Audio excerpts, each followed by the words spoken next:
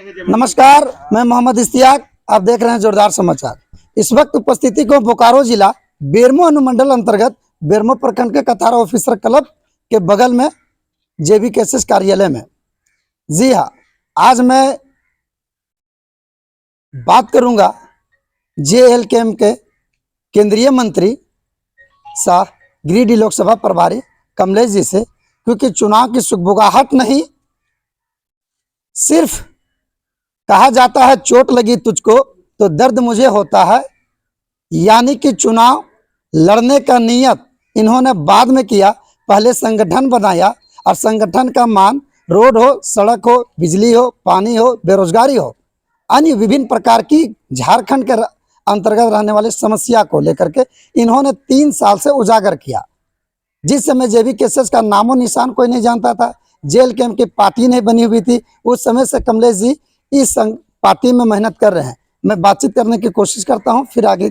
नमस्कार, हमारे चैनल जोहार आपके चैनल को और आपके आज चैनल जो कमेटी की गठन हुई, इस पर क्या कहना है?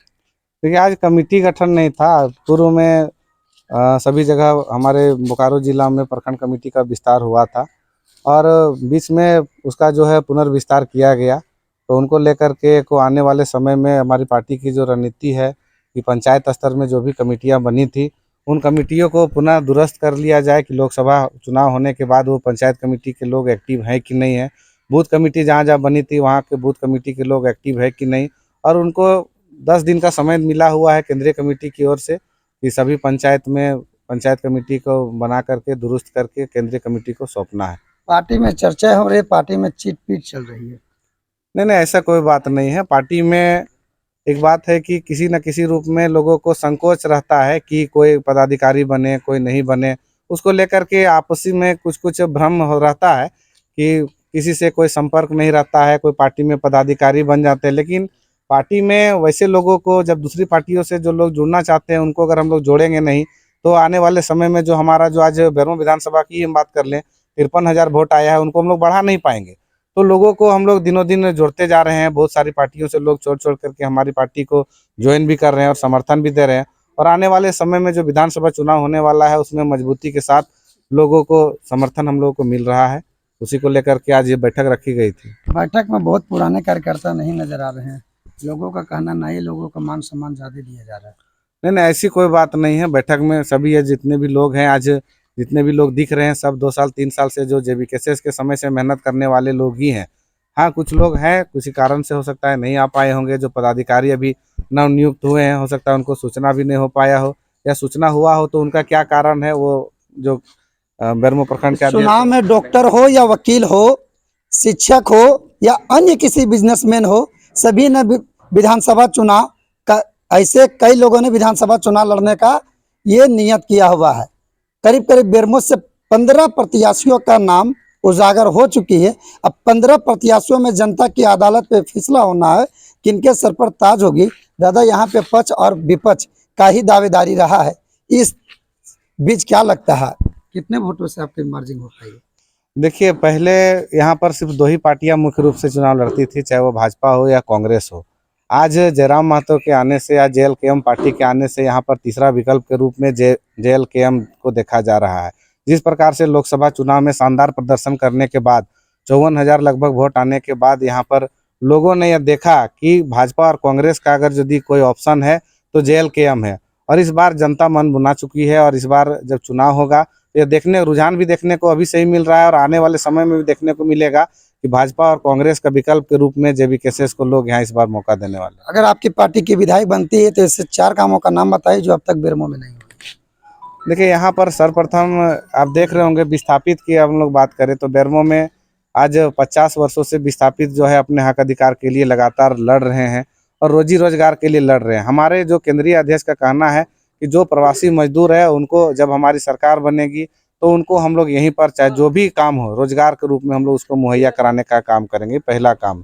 दूसरा काम है कि जो लोग आज यहाँ पर जिनका आज अधिकार और हक को छीना जा रहा है, स्थानीय नीति जो आज हमारा बन नहीं पाया है, उसको लेकर के हमारे केंद्रीय अध्यक्ष और हमारी जो पार्टी है मुखर होकर के लगातार 2 वर्षों से आवाज़ उठा रही है। और सबसे पहले हम लोग काम जो है स्थानीय नीति बनाने का काम करेंगे ताकि यहाँ के जो छात्र हैं उनको यहाँ पर नौकरियाँ मिल सके, क्योंकि बाहर के लोग आज देख रहे हैं कि जिस तरह से यहाँ पर नौकरी लेने में हावी हैं। आज 70% 80% तक के लोग बाहर से आकर के यहाँ पर नौकरियाँ हमारे यहाँ के अधिकार को लेकर के अपना रोजी रोजगार यहाँ चला रहे हैं। तीसरी बात यहाँ पर यह है कि जमीन का जो मुद्दा है, हमारे जो केंद्रीय अध्यक्ष हैं वो लोकसभा चुनाव इसलिए लड़े थे कि जो जमीन अधिग्रहण है, जमीन जिस प्रकार से यहाँ पर झारखंड में लूटा जा रहा है, जिस तरह से CNT SPT एक्ट का उल्लंघन करके बाहर से आकर के यहाँ पर लोग जो है आदिवासी का, मूलवासी का जमीन खरीद रहे हैं और आदिवासी लोगों को जो है जमीन से बेदखल किया जा रहा है।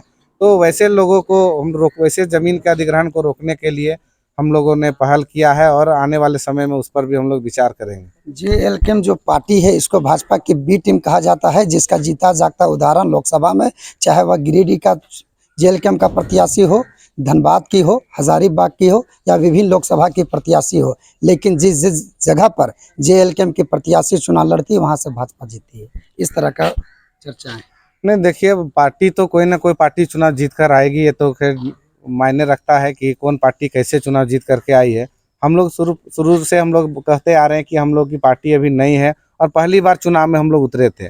और अगर यदि बी टीम की ही बात करें तो आप आयसू जैसे बी टीम है, 2014 की लोकसभा की चुनाव की बात करें, उन्होंने 14 सीटों में से 11 लोकसभा सीटों पर चुनाव लड़ा था और लगभग 3.5 लाख वोट लाया था, जिसमें उनके पार्टी के मंत्री भी थे, उनके डिप्टी CM भी रह चुके हैं सुदेश जी, और उनके बावजूद भी वो लोग 3.5 लाख वोटों पर सिमट गए। और अगर यदि बी टीम है तो फिर अगर यदि बिना पार्टी के निर्दलीय उम्मीदवार के रूप में हम लोग आए और 8.5 लाख वोट लाए हैं, तो कहीं ना कहीं ऑप्शन के रूप में जनता इसको देख रही है। बी टीम का कोई वहाँ पर जगह नहीं है। मुद्दा सभी का करीब करीब चुनावी घोषणा एक रहता है, चाहे वह रोड हो, बिजली हो, पानी हो, सड़क हो, बेरोजगारी हो, नियोजन नीति हो।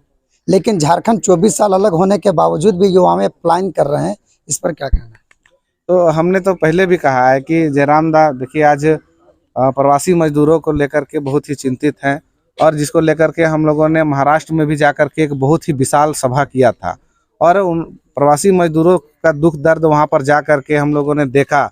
लगभग हम लोग 40 जगहों पर हम लोग गए, वैसे जगह पर जहां पर प्रवासी मजदूर एक ही कमरा में 20-20 लोग रहने का काम करते हैं, वैसे जगह पर हम लोगों ने जाकर देखा और उनकी पीड़ा को समझा।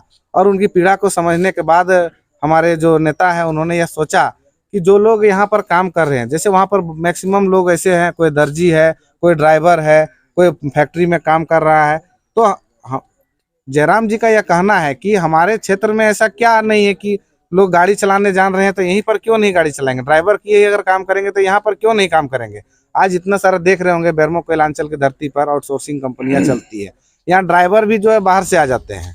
तो हमारे क्या क्षेत्र के लोग यहाँ से जा करके महाराष्ट्र में ड्राइवरी करने का काम कर रहे हैं, तो अगर यदि यहाँ पर उनको प्लेटफॉर्म दिया जाएगा तो वो लोग भी तो यहाँ पर गाड़ी चला सकते हैं। जब आपकी पार्टी के बेरमो में विधायक बनेगा तभी यहाँ की रोजगार मिलेगा या आंदोलन के माध्यम से भी लड़ सकते हैं? आउटसोर्सिंग की जो बात आपने कहा, नहीं, ऐसी कोई बात नहीं है। हम लोग जगह जगह पर हम लोग आंदोलन कर रहे हैं, रोजी रोजगार को भी लेकर के। आज अभी आपको पता होगा BNK एरिया में हम लोग बंदी को लेकर के हम लोग ने दिया था नोटिस, उसको लेकर के GM साहब से हम लोग की वार्ता हुई, उसमें हमारे केंद्रीय अध्यक्ष भी पहुंचे हुए थे।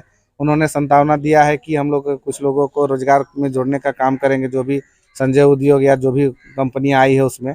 और रही बात, हम लोग DBC में भी आंदोलन करने को लेकर के हम लोग तैयार थे, लेकिन हम लोगों का आंदोलन को दूसरी पार्टियों के लोगों ने भुनाया और हमारे आंदोलन को हाईजैक करने का काम किया और स्वयं आंदोलन करके आज इतना बड़ा, आप देख रहे होंगे यहाँ पर जो जिन पार्टियों की आप बात कर रहे हैं NDA और UPA की, उन लोगों ने बारी बारी से DBC में आंदोलन किया और कितने लोगों को रोजगार से जोड़ा उन पर कोई सवाल नहीं कर रहा है। लेकिन आज हम लोग आज उभर रहे हैं, जिन लोगों के लिए आज हम लोग लड़ रहे हैं, सवाल हम ही लोगों से पूछा जा रहा है कि आप लोग क्या कर रहे हैं, और सवाल उन लोगों से किया जाता है जिन पर लोगों का आशा रहता है। आज विधायक मान के चलिए, यहाँ के विधायक DBC, दोनों DBC यहाँ से मैथन तक उन्होंने बंदी किया, लेकिन कितने लोगों को रोजगार दिलाया।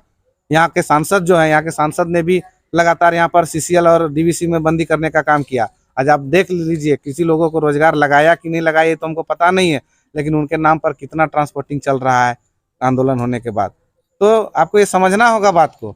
लेकिन यहाँ पक्ष हो या विपक्ष हो, कब्जा वोटरों का भी किया हुआ है और ये कब्जा दरवाजे की कब्जा नहीं, खिड़कियों की कब्जा नहीं, वोटर की कब्जा है। आपने 53,000 वोट लाया चुनाव जीतने के लिए, जो समीकरण मैथमेटिक्स बन रहा है, जो 80-85 हज़ार वोट लाए, बचे हुए वोट को कैसे लाइएगा? देखिए, हमारी पार्टी के संगठन के जो भी लोग हैं पंचायत स्तर पर काम किए हैं, और पिछला बार हम लोग बूथ लेवल पर हम लोग बहुत ज़्यादा बूथों पर नहीं पहुंच पाए थे। हम लोग लगभग पूरा गिरिडीह लोकसभा की बात करें तो लगभग 1200-1100 बूथों में हम लोग बूथ कमेटी नहीं बना पाए थे। लगभग 50% बूथों पर नहीं था। लेकिन इस बार जो है हम लोग अभी हमारे पार्टी के लोग तैयार हैं, पंचायत कमेटी सब जगह बना हुआ है और बूथ कमेटी में जाएंगे। और बूथ कमेटी जाने के बाद बूथ कमेटी के जो सदस्य होंगे उनको हम लोग प्रशिक्षण देने का भी काम करेंगे। इससे पूर्व हमारे जो कार्यकर्ता थे 90-95% जो कार्यकर्ता थे वो अनमेच्योर थे। कहने का मतलब ये नए पीढ़ी के लोग थे, छात्र लोग थे, जिनको राजनीति का कोई अनुभव नहीं था, चुनाव का कोई अनुभव नहीं था। लेकिन ये लोकसभा चुनाव से उनके पास भी एक कुछ अनुभव आया है कि कैसे हम लोगों को मतदाताओं को कन्विंस करना है, कैसे अपनी ओर लाना है। जेएलकेम की दावेदारी सेम कांग्रेस और बीजेपी में जिस तरीके से किया जाता है, चुनाव एक ही आदमी को टिकट मिलता है लेकिन दावेदार 2, 4, 5, 10 नहीं दर्जन से भी अधिक होते हैं। बेरमो में भी इस तरह का सुनने को मौका मिल रहा है और सूत्र भी ये गवाह कर रही। आप फॉर्म भरे हैं कि नहीं? जी, हमने भी फॉर्म भरा है, कहाँ से? बेरमो से ही भरा है। चूंकि हम चर्चा का विषय एक ही बनता है, जब चाहे वह संगठन हो या पार्टी हो। गरीब का नेता कहते कहते अपनी गरीबी दूर किया है, आज तक गरीबों का भला नहीं हो पाई है।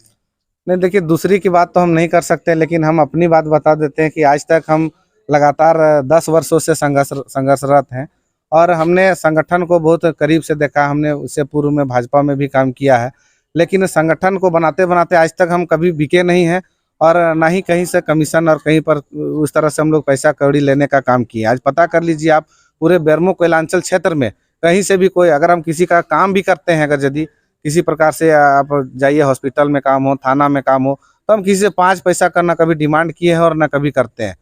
यानी कि धंधा पानी चलाने के लिए कोई गाड़ी चलाता है तो कोई राजमिस्त्री, तो कोई पुट्टी मिस्त्री, तो कोई ड्राइवर, इलेक्ट्रिशियन के साथ साथ विभिन्न प्रकार की अपने बच्चों के पाल पोषण करने के साथ साथ कुछ लोगों ने मार्केट में दलाली भी करते हैं। लेकिन कमलेश जी का कहना है, मैं चाहे थाना के अंतर्गत कई समस्या हो या ब्लॉक के अंतर्गत की समस्या हो या पंचायत में मीटिंग हो, किसी भी तरीके से मैंने किसी के 5 पैसा नहीं लिया हूँ और ना ही मैं बिका हूँ। बिकता क्या है, चाहे वह फ्रिज हो, कूलर हो, पंखा हो, पलंग हो, ड्रेसिंग टेबल हो, विभिन्न प्रकार की सामानें बिकती है और सामान के साथ साथ इंसान बिकती है। पैसा का जोश में होश उड़ा देता है। लेकिन कमलेश जी ने इससे पहले भाजपा में भी रहे थे, वहां भी नहीं बिके, यहाँ भी नहीं बिके। ये बेरमो की जनताओं को विश्वास दिलाता है। तमाम जानकारी के लिए देखते रहिए जोरदार समाचार। मैं मोहम्मद इश्तियाक अहमद, जय हिंद।